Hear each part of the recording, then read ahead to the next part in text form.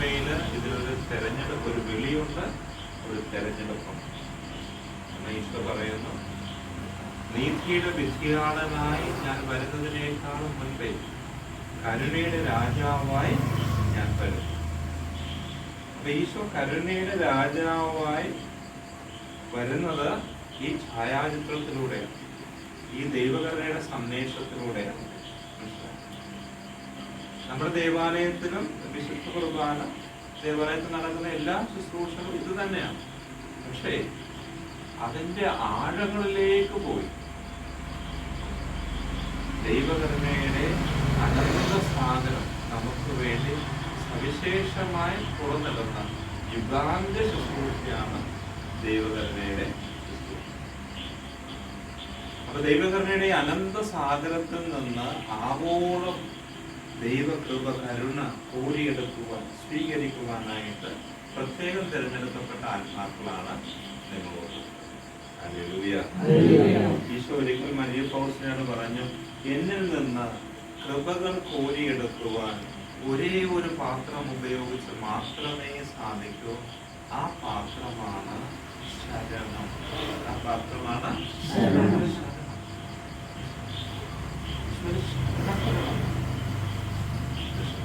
ഒരാത്മാവിന്റെ ശരണം എത്ര അധികമാണ്, ഒരാത്മാവിന് എന്റെ മേലുള്ള വിശ്വാസം എത്ര അധികമാണ്, അത്ര അധികമായിരിക്കും എനിക്ക് ആത്മാവിനോടുള്ള ഔദാര്യവും എന്നാണ് ഈശോ പറഞ്ഞിട്ടുള്ളത്.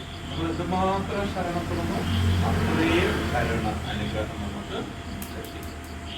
ഹല്ലേലൂയ. പലതരം ഉയർത്തി ഹല്ലേലൂയ.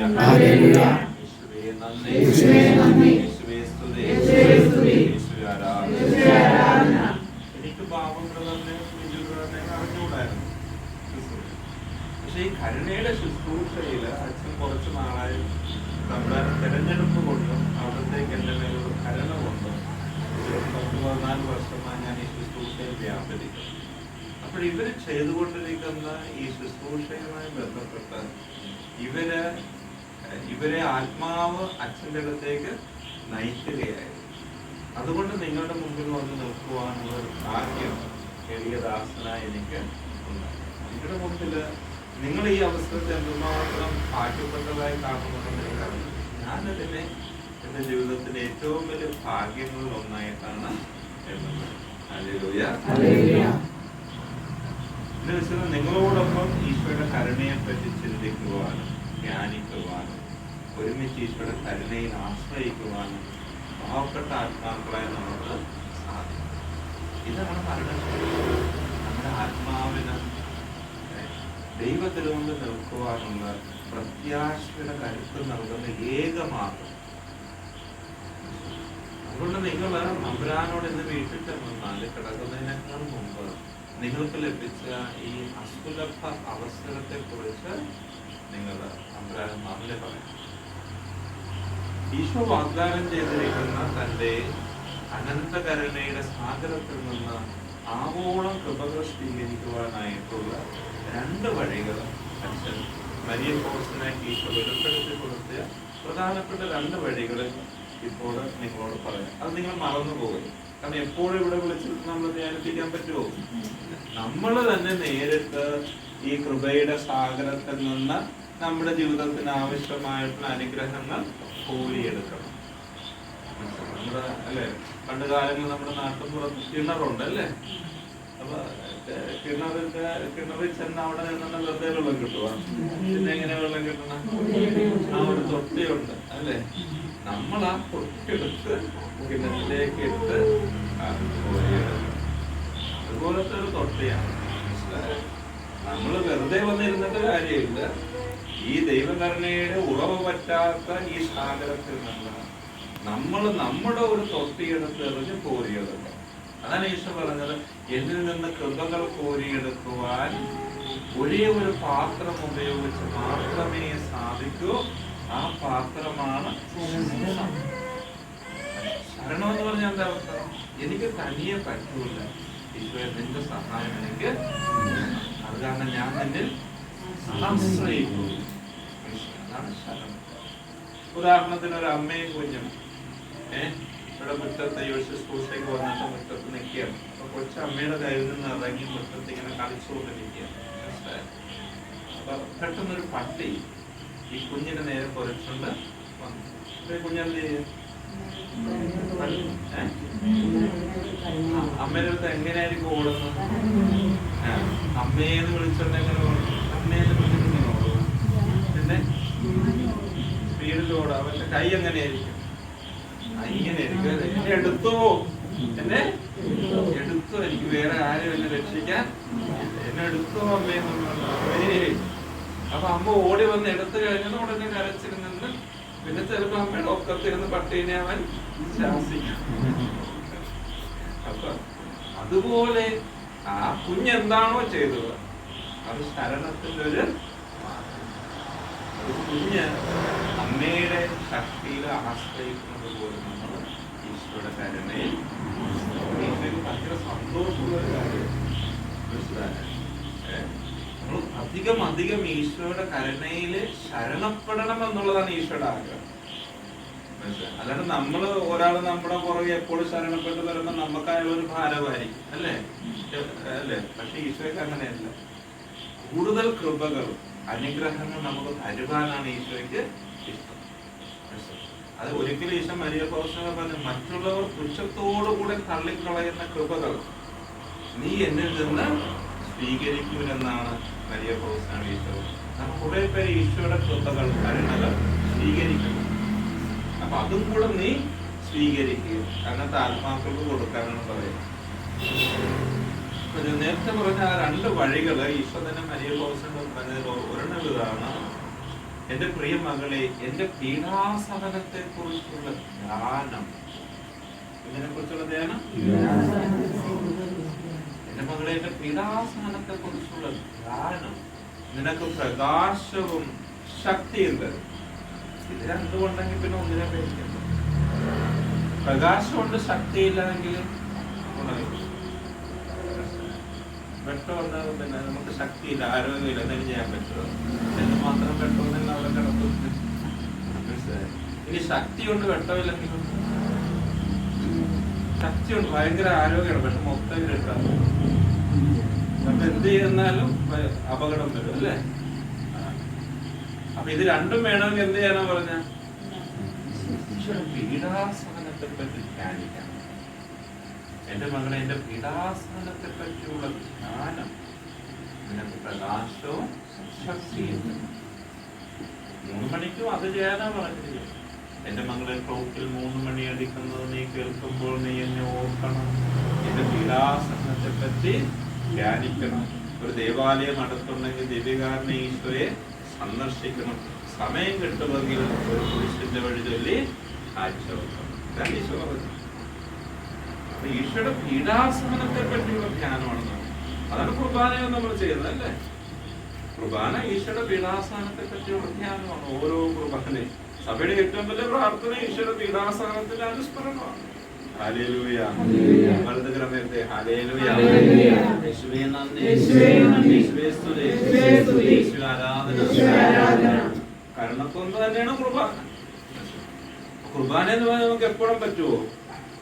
കരുണക്കൊന്ന് എന്ന് പറഞ്ഞാൽ നമുക്ക് എപ്പോഴും. ഹല്ലേലൂയ.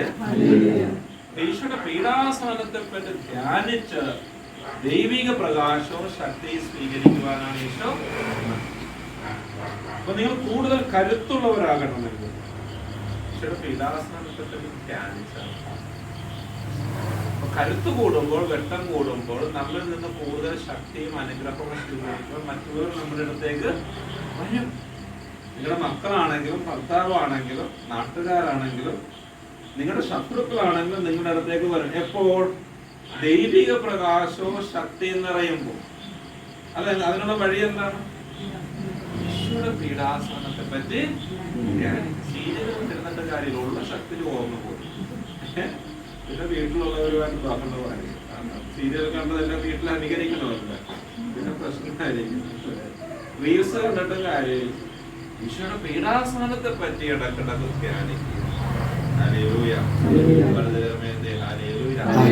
യേശുവേ നന്ദി, യേശുവേ സ്തുതി, യേശുവേ ആരാധന.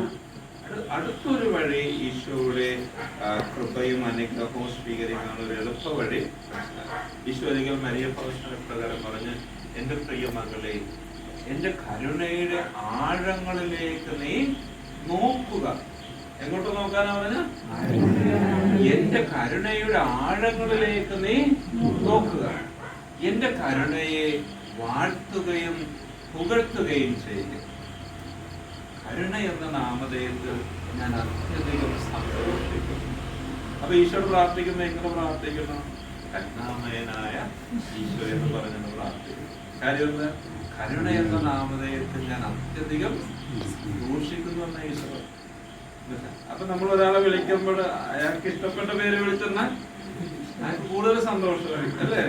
ആ പേര് കേൾക്കുമ്പോ തന്നെ നമ്മളോട് അത് പുഞ്ചിരിയോടുകൂടെ അല്ലേ? അതുപോലെയാണ് ഈശോ പറഞ്ഞത്, കരുണ എന്ന നാമധേയത്തിൽ ഞാൻ അത്യധികം സന്തോഷിക്കും. ഈശോയെ കരുണ എന്ന നാമധേയം, കരുണാമയനായ യേശുവിനെ വിളിച്ചുകൊണ്ട് എന്ത് ചെയ്യണം? എന്റെ പ്രിയ മകളെ, എന്റെ കരുണയുടെ ആഴങ്ങളിലേക്ക് നീ നോക്കുക. എന്റെ കരുണയെ വാഴ്ത്തുകയും പുകഴ്ത്തുകയും ചെയ്യുക. അപ്പൊ ഈ കരുണയുടെ ഛായാചിത്രം ഇന്ന് പ്രധാനമായിട്ട് നിങ്ങൾക്ക് വേണ്ടി ഒരുക്കിയിട്ടുണ്ട്. എല്ലാ ദിവസവും 5 മിനിറ്റെങ്കിലും നമ്മൾ പള്ളിയിൽ പോയി സർക്കാർ നോക്കിയിരുന്ന് പ്രാർത്ഥിക്കല്ലേ, അതുപോലെ ഈ പടത്തിന് നെഞ്ചിലേക്ക് നോക്കിയിരുന്ന് ഈ പടം ഈശോ വെളിപ്പെടുത്തിയ കാര്യങ്ങൾ സത്യമാണെന്ന് നിങ്ങൾ വിശ്വസിക്കുന്നുണ്ടെങ്കിൽ ഈ പടം നിങ്ങൾ വീട്ടിൽ വെക്കുന്നത് വീട്ടിലൊരു സക്കാരി വെക്കുന്നതിന് അത് കാരണം നിങ്ങൾ ഫ്രെയിം ചെയ്ത് മനസ്സിലാക്കുക, നിങ്ങളുടെ റൂമിലോ അല്ലെങ്കിൽ പ്രാർത്ഥനാ മുറിയിലോ പ്രത്യേകം പ്രതിഷ്ഠിക്കണം. എന്നിട്ട് എല്ലാ ദിവസവും ദീപം തെളിക്കുകയോ ഒരു പൂ തെളിക്കുകയൊക്കെ ചെയ്ത് നിങ്ങൾ ഈശോയുമായിട്ട് ഈ ചങ്കിൽ നോക്കിയിരുന്ന് നിങ്ങളുടെ ആത്മാവും ഈശോയുടെ ആത്മാവുമായിട്ട് പ്രണയത്തിലാകും. അങ്ങനെ ഈശോയുടെ ആത്മാവിൽ നിങ്ങൾ ലയിച്ചു ചേരണം. അങ്ങനെ ഈശോ നിങ്ങൾ ഇന്ന് ആഗ്രഹിക്കണം. ഒരു മഴത്തുള്ളി ഒരു കടലിലെ വീണെന്നാൽ പിന്നെ മഴത്തുള്ളി ഉണ്ടോ? പിന്നെ കടലേ ഉള്ളൂ. അതുപോലെ ആയിരിക്കണം ഈ കരുണയുടെ ഛായാചിത്രത്തിൽ നോക്കിയിരുന്ന് നിങ്ങൾ ഈശോയിൽ ലയിച്ചില്ലാത്ത. ഞാൻ സന്ദർഭവശാൽ എന്റെ ഓർമ്മയിലേക്ക് വന്ന ഒരു ശുശ്രൂഷ കഴിഞ്ഞപ്പോൾ എന്റെ ഇടവകയിൽ ഒരു സഹോദരൻ എനിക്ക് വാട്സാപ്പിൽ വിട്ടൊരു സന്ദേശമാണ്, ഒരു ലെറ്ററാണ്. അതിൽ അദ്ദേഹം പറയുന്നത് അങ്ങനെ സംഭവിക്കട്ടെ എന്നാണ്. സംഭവിച്ചെന്ന് ഞാൻ പറയുന്നില്ല, പക്ഷെ അദ്ദേഹം അങ്ങനെ ചിന്തിച്ചെങ്കിൽ ദൈവം എനിക്ക് അതിനോട് കൃപ തരുമെന്ന് ഞാൻ വിശ്വസിക്കുകയാണ്. അദ്ദേഹം അദ്ദേഹത്തിന്റെ കത്തിൽ ഇങ്ങനെ പറഞ്ഞിരിക്കുകയാണ്, അച്ഛൻ ഈശോയെ ധ്യാനിച്ച് ഈശോയെ ലയിച്ച് ഇല്ലാണ്ടാവും. അത്രയും ഞാൻ പറഞ്ഞിട്ടില്ല എന്ന് എനിക്കറിയാം. പക്ഷെ അദ്ദേഹത്തിലൂടെ അങ്ങനെ ഒരു ആശംസ വന്നിട്ടുണ്ടെങ്കിൽ അത് സംഭവിക്കട്ടെ എന്ന് എനിക്ക് ആഗ്രഹിക്കാമല്ലോ. അതിനുള്ള യോഗ്യത നമുക്കില്ല. തമ്പുരാന്റെ കരുണ കൊണ്ട് അത് സംഭവിക്കുമെന്ന് നമുക്ക് വിശ്വസിക്കാൻ പ്രത്യാശിക്കും. മനസ്സിലാവും. അപ്പൊ അദ്ദേഹത്തിന് അങ്ങനെ ചിന്ത വരാൻ കാരണം ഞാൻ ഇതും കൊണ്ട് നടക്കുന്ന ഒരു വ്യക്തിയാണ്. എന്റെ പോക്കറ്റിൽ എപ്പോഴും ഈ പടം. മനസ്സിലായോ? കാരണം ഈ ഛായാചിത്രം അണങ്ങുന്ന വ്യക്തികൾക്ക് ഈശോ വലിയ അനുഗ്രഹങ്ങളാണ് പ്രധാനം. ഞാൻ എവിടെ പോകുന്നത് എന്റെ നെഞ്ചിലാകുന്ന എന്റെ ഈശോ. പ്രിയപ്പെട്ട സഹോദരന്മാർ, നിങ്ങളെ ഈ ശുശ്രൂഷയിലൂടെ 2 ദിവസത്തെ ശുശ്രൂഷയാണെങ്കിലും ഈ കൊച്ചു മുറിയിലിരുന്നുള്ള ശുശ്രൂഷയാണെങ്കിലും നിങ്ങളെ ഈ ശുശ്രൂഷയിലൂടെ നിങ്ങളെ ദൈവം നേരിട്ട് ദൈവാത്മാവുമായിട്ട് ഈശോയുമായിട്ട് പ്രണയത്തിലാകുവാനായിട്ടാണ് വിളിക്കുന്നത്. ഹല്ലേലൂയ. ഞാൻ നിന്നെ പേര് ചൊല്ലി വിളിച്ചിരിക്കുന്നു, നീ എന്റേതാണ്. അല്ലെ യെശയ്യാ പറയുന്നത് പുസ്തകത്തിൽ, ഞാൻ നിന്നെ പേര് ചൊല്ലി വിളിച്ചിരിക്കുന്നു, നീ എന്റേതാണ്. ഹല്ലേലൂയ. അങ്ങനെ ഈ ലോകത്ത് പ്രിയപ്പെട്ട അമ്മമാരെ സഹോദരന്മാരെ നമുക്കൊന്നും നേടാനായിട്ട് ഈ ശരീരം പോലും നമ്മളിവിടെ ഇട്ടിട്ട് പോകണ്ടേ? ശരീരം ഒന്നിനും കൊള്ളുകയില്ല. ആത്മാവാണ് ജീവൻ നൽകുന്നതെന്നാണ് ഈശോ പഠിപ്പിച്ചത്. ആണോ അല്ലേ? നേരത്തോട് നേരം ചെയ്യും. എന്തെല്ലാം സമ്പാദിച്ചു കൂട്ടിയാലും എല്ലാം ഇവിടെ ഇട്ടിട്ട് നമ്മോടൊപ്പം 2 കാര്യങ്ങളെ വരത്തുള്ളൂ. ഒന്ന് നമ്മുടെ പാപങ്ങൾ, 2 നമ്മുടെ പുണ്യം. അപ്പൊ നമുക്ക് കുറെ പാപമുണ്ട്, കുറെ പുണ്യമുണ്ടെന്ന് വിചാരിക്കട്ടെ. ഈ പുണ്യം കൊണ്ട് ജീവിക്കാനും പറഞ്ഞിട്ട് പോലും നടക്കൂല. കാര്യം എന്താ? ചെയ്ത പാപങ്ങൾക്കെല്ലാം പരിഹാരം പൂർത്തിയാകാതെ പുണ്യങ്ങളുടെ ഫലം അനുഭവിക്കാൻ. അപ്പൊ ചെയ്ത പാപങ്ങളുടെ ബന്ധനത്തിൽ നിന്നും ശിക്ഷയിൽ നിന്നും മോചനം കിട്ടണ്ടേ? ഇല്ലെങ്കിൽ വർഷങ്ങൾ, നൂറ്റാണ്ടുകൾ ശുദ്ധീകരണ സ്ഥലത്തായിരിക്കും. പുണ്യം കൊണ്ട് ഒരു ഫലം അനുഭവിക്കാൻ പറ്റൂല. മനസ്സിലായി? കരുണയുടെ ഭക്തിയിൽ വളരുന്ന ഒരു ആത്മാവിന് ഈശോ നൽകുന്ന വാഗ്ദാനവും സാധ്യതയും എന്താണ്? ശുദ്ധീകരണ സ്ഥലത്ത് പോകാതെ നേരെ സ്വർഗത്തിലേക്ക് പോകും. അതാണ് കരുണയുടെ തിരുനാൾ. അതിനെപ്പറ്റി പ്രകൃതി ഇനിയും നേരത്തെ പറഞ്ഞു തരും കേട്ടോ. ഒത്തിരി കാര്യങ്ങൾ നിങ്ങളോട് പങ്കുവയ്ക്കാനുണ്ട്. ഞാൻ ചുരുക്കുകയാണ്. 2 കാര്യങ്ങൾ മറക്കാതിരിക്കുക. ഒന്ന്, എന്റെ പീഡാസഹനത്തെ കുറിച്ചുള്ള ധ്യാനം നിനക്ക് പ്രകാശവും. മനസ്സ് തളർന്നു പോകുമ്പോൾ, പേടി വരുമ്പോൾ, സ്നേഹിക്കാൻ ആരില്ല എന്നുള്ള സങ്കട വിചാരമൊക്കെ വരുമ്പോൾ ഇന്നൊന്ന് മോങ്ങരുത്. മോങ്ങിക്കോ. ഈശോയുടെ മുമ്പിൽ പോയിരുന്ന് മോങ്ങരുത്. ഈശോയുടെ പീഡാസഹനത്തെ ധ്യാനിച്ച് കരയും. അപ്പൊ ആ കരച്ചിലോടുകൂടെ തീർന്നു. പിന്നെ അത് നമ്മള് അലട്ടൂല. ഈശോയുടെ മുമ്പിൽ നിന്നൊന്ന് കരഞ്ഞ് എഴുന്നേൽക്കുമ്പോ നിങ്ങൾ പവർഫുൾ ആയിരിക്കും. അല്ലാതെ കരഞ്ഞെന്നാൽ എപ്പോഴും ഇങ്ങനെ കരഞ്ഞിട്ട്. ഹല്ലേലൂയ. രണ്ടാമത്തത്, എന്റെ മകളെ എന്റെ കരുണയുടെ ആഴങ്ങളിലേക്ക് നീ നോക്കുക, എന്റെ കരുണയെ വാഴ്ത്തുകയും പുകഴ്ത്തുകയും ചെയ്യും. നമുക്കൊരു പ്രശ്നം ഉണ്ടാകുമ്പോൾ ഈശ്വരൻ മുമ്പ് വരുന്ന ഈ വാദോരത് അങ്ങോട്ട് സംസാരിച്ചുകൊണ്ടിരിക്കരുത്. നമ്മുടെ പ്രശ്നങ്ങൾ നമ്മളെക്കാളും നന്നായിട്ട് ആർക്കറിയാം? ഈശ്വരനറിയാം. നമ്മൾ ഈശ്വരടുത്ത് നിന്ന് ആദ്യം അത് പറഞ്ഞു, എന്നിട്ട് ആ പ്രശ്നത്തിന്റെ ഉളുത്തിയുടെ നടുക്കിരുന്നു കൊണ്ട് ദൈവത്തെ സ്തുതിക്കുന്നത് പോലെ നിങ്ങളുടെ പ്രശ്നങ്ങളുടെ മധ്യേ ഇരുന്നു കൊണ്ട് ഈശോയുടെ കരുണയെ വാഴ്ത്തുകയും പുകഴ്ത്തുകയും ചെയ്യണം. അപ്പൊ ഈശോയുടെ കരുണയെ വാഴ്ത്തുകയും പുകഴ്ത്തുകയും ചെയ്യുമ്പോൾ ദൈവകരുണ നിങ്ങളിൽ വന്ന് നിറയും. പിന്നെ ആ പ്രശ്നം അങ്ങോട്ട് സമ്പൂർണ്ണമായിട്ട് നിർവീര്യമായിരിക്കും. അങ്ങനെയാണ് നിങ്ങൾ ചെയ്തു. അച്ഛന്റെ അനുഭവം. ഹല്ലേലൂയ. പിന്നെ എന്റെ ഇടവകയിൽ ഇടയ സന്ദർശനമായിരുന്നു. അപ്പൊ പിതാവ് വന്നിട്ട് കാലാവസ്ഥ ഭയങ്കര പ്രതികൂലമായിരുന്നല്ലോ. മഴ എങ്ങോട്ട് പോയിരുന്നു? ഇന്നലെ ഇന്നുമായിട്ട്. അപ്പൊ പിതാവ് പലതവണ ആവർത്തിച്ച് പറയുന്നത് എന്ത് മാജിക് എന്ന് പറയും. അപ്പൊ ജനങ്ങൾ പറയുന്നുണ്ട്, അച്ഛൻ കരുണയുടെ പ്രാർത്ഥനയൊക്കെ ഉള്ളത് കാരണം ഈശോ നടത്തുന്ന അത്ഭുതമാണെന്ന് ജനങ്ങൾ തിരികെ മറുപടി പിതാവിനെ കൊടുക്കണം. പിതാവ് അത് മനസ്സിലായി. അപ്പൊ നമ്മള് എനിക്കെന്ന് വെച്ചാൽ അച്ഛൻ 2 ശുശ്രൂഷ, അവിടെ വേറൊരു ധ്യാനം നടക്കുന്ന, പിതാവ് വരുന്നത്, രണ്ടും നടക്കണം. 2 ഞാൻ പോകണം. പക്ഷെ എന്നെ സഹായിക്കാൻ ഡൽഹിയിൽ നിന്ന് ഒരു അച്ഛനെ കൊണ്ടുവന്ന് അവിടെ ഇരുത്തി. അതും നടന്ന് ഇതും നടന്ന്. നമ്മൾ കരുണയിൽ ആശ്രയിച്ചല്ല. മനസ്സിലായി? നമുക്ക് 2 കരങ്ങളേ ഉള്ളൂ എങ്കിൽ 1000 കരങ്ങൾ നമ്മളെ സഹായിക്കാൻ വരും. നിങ്ങൾ വേറെ, നിങ്ങളുടെ കുടുംബം നന്നാകണോ, നിങ്ങൾക്ക് രക്ഷപ്പെടണോ, നിങ്ങൾ വേറെ ഒന്നും ചെയ്യണ്ട. ഏറ്റവും കൂടുതൽ ഈ കാര്യത്തിൽ ഈശ്വര കരുണയെ പറ്റി മറ്റുള്ളവരോട് പറയുക. ഈശ്വരിക്ക് മരിയ ഫൗസ്നാണ് പറഞ്ഞു, കരുണയുടെ ഭക്തി പ്രചരിപ്പിക്കുന്ന ആത്മാക്കളെ പറ്റി ഈശോ പറയാം, പിടക്കോഴി തന്റെ കുഞ്ഞുങ്ങളെ കാക്കുന്നത് പോലെ ദൈവകരുണയുടെ ഭക്തി പ്രചരിപ്പിക്കുന്ന ആത്മാക്കളെ ഞാൻ കാക്കും, സംരക്ഷിക്കും. പിടക്കോഴി തന്റെ കുഞ്ഞുങ്ങളെ കാക്കുന്നത് ഈശോയുടെ വാഗ്ദാനമാണ്. വിശ്വസിച്ച് ഞാൻ തന്നെ. ഹല്ലേലൂയ. ഈശോ നിങ്ങളെ അനുഗ്രഹിക്കട്ടെ.